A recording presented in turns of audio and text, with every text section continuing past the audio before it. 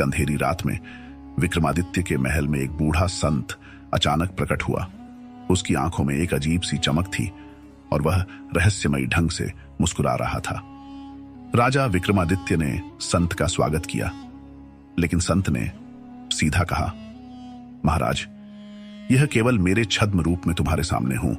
असली स्वरूप देखना है तो मेरे साथ आना पड़ेगा। विक्रमादित्य ने शांत स्वर में पूछा, तुम कौन हो और यहां क्यों आए हो? संत की हंसी महल की दीवारों से टकराते हुए गूंज उठी। मुझे केवल तांत्रिक कह सकते हो। मैं तुम्हारी शक्ति की सच्चाई जानने आया हूं, लेकिन क्या तुम मेरे मायाजाल से पार पा सकते हो? इस पर विक्रमादित्य ने हंसते हुए उत्तर दिया, तुम्हारे जादू के पीछे छुपी सच्चाई को समझने की कोशिश तो जरूर करूंगा।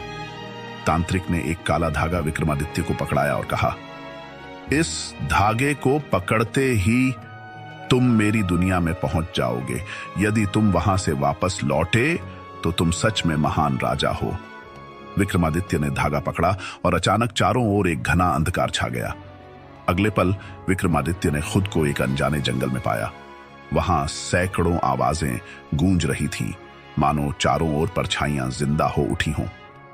तभी एक रहस्यमयी आवाज ने विक्रमादित्य को चौंका दिया, राजा विक्रमादित्य, क्या तुम जानते हो कि यह केवल शुरुआत है?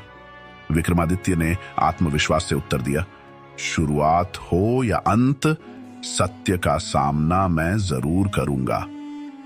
पर तभी जंगल में से एक परछाई विक्रमादित्य की ओर बढ़ी और ठहाके लगाते हुए बोली, राजा, क्या तुम इस जंगल से बाहर निकलने का रास्ता जानते हो, या मेरी शक्तियां तुम्हें भी यहीं बंद कर देंगी? विक्रमादित्य ने उस परछाई की ओर नजरें उठाईं, जो धीरे धीरे घने कोहरे से बाहर निकल रही थी। उसकी आकृति धुंधली और डरावनी थी और उसकी हंसी का शोर पूरे जंगल में गूंज रहा था।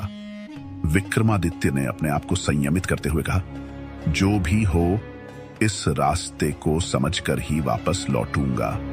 परछाई ने धीरे से कहा, अच्छा, तो चलो देखते हैं तुम्हारी ताकत और बुद्धिमानी कितनी है। इस जंगल से बाहर निकलने के लिए तुम्हें 3 सवालों के जवाब देने होंगे। अगर एक भी गलत जवाब दिया तो तुम हमेशा के लिए इसी जंगल में खो जाओगे। विक्रमादित्य ने आंखें बंद कर अपनी आत्मशक्ति को मजबूत किया और फिर बोला, पूछो, मैं तैयार हूं।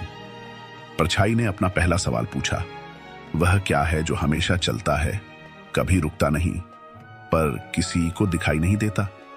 विक्रमादित्य ने थोड़ी देर सोचकर उत्तर दिया, वह समय है जो चलता तो रहता है पर किसी की पकड़ में नहीं आता।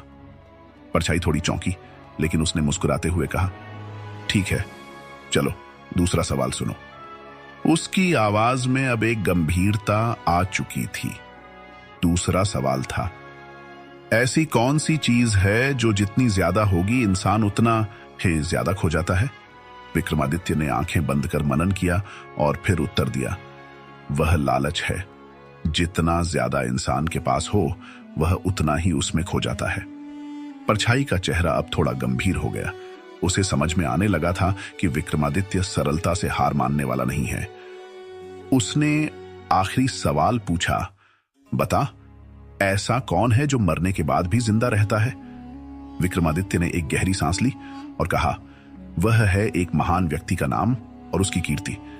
इंसान मर सकता है, पर उसकी अच्छाइयों का नाम और सम्मान अमर रहते हैं। यह सुनते ही परछाई के चेहरे पर एक शांति सी आ गई और उसकी आवाज गूंज उठी, तुमने अपने साहस और बुद्धिमानी से यह चुनौती पार कर ली।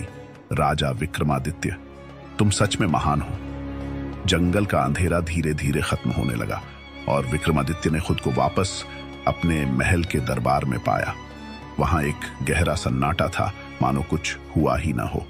लेकिन विक्रमादित्य के मन में उस तांत्रिक और उसकी रहस्यमयी दुनिया की छवि हमेशा के लिए बस गई।